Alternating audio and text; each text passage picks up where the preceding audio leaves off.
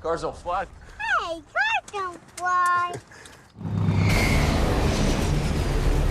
The audience has seen just about everything with all of our fast films, so we really kind of brainstorm amongst all of us to try and figure out what we can do that's different and interesting that will wow the audience. So we sit down and talk about it and go, how are we going to top the next one? The very first stunt sequence that I designed was our heroes parachuting out of the back of a plane in their cars, and at the very last minute, break their parachute and then rescue this particular character.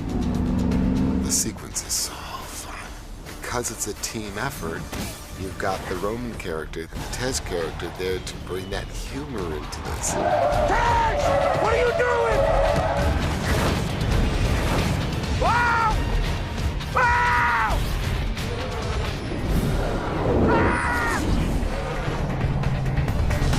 It's pretty cool.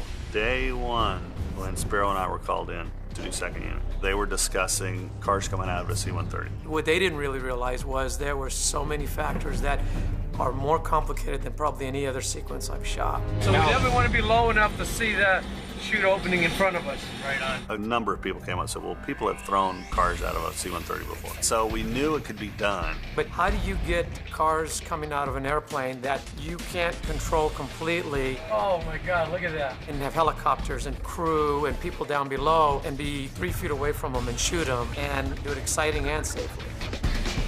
And so that was the R&D part of it, trying to figure out how to get all these cars out of the C-130 together with guys in the air with it and make them drop flat.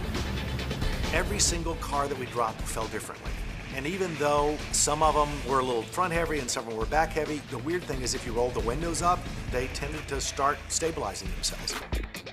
Because when we first sent the cars out with no drogue chute, they're free falling at 175. And so the skydivers could never catch them. They had to be a part of the car when it went out. So he said, you guys grab onto the cars. Just run out with them and grab onto it so that its first initial drop, when it's gaining its terminal velocity, you're with it. And that was the key element that made it all work. The operators we have were all from the Red Bull jump team, and they were all very good at knowing which is up and which is down pretty quickly, and then just fixing the car in the way that we need it, and then getting away from it, because you can't hold on to the car and shoot it like that. You have to push the car away from you to get the wide shot that we need.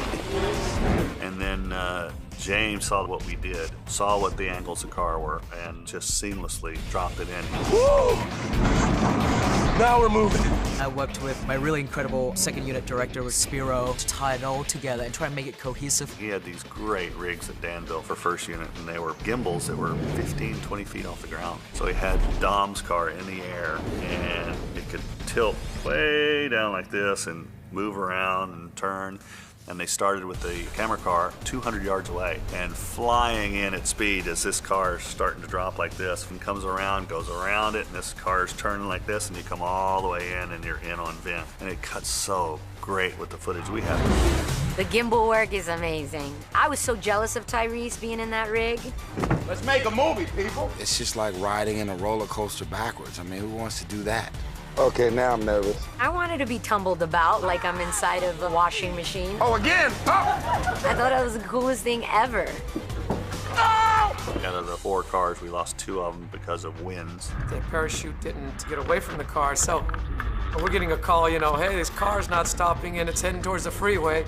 We got it, but that one was something that got our hearts pumping a little bit. The airdrop sequence, we did it in 2 parts. After these cars come out of the airplane, they land on top of a mountain with one road. Letty's gonna lead, followed by Ted. As they glide down, they're never gonna hit the ground. They just come to a stop and we pull them back to number 1. The big issue was they had to be real cars. We want the cars running in the air, and when they pull the release, this thing's gonna drop 10 or 12 feet out of the air, hit the ground, and take off and spin the tires.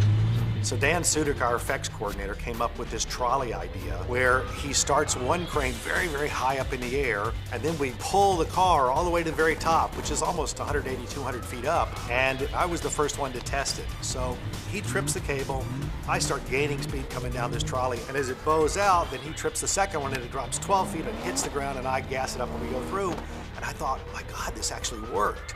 He designed the slide for life for 4 of our hero cars, and huge cranes that we had to put in at Pikes Peak and slide these cars down, and then we'd release them, bounces one time, and they'd hit the road and go.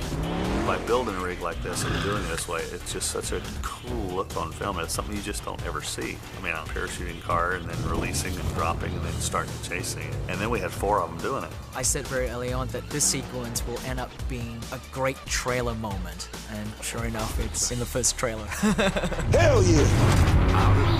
Yeah, great, fantastic, awesome.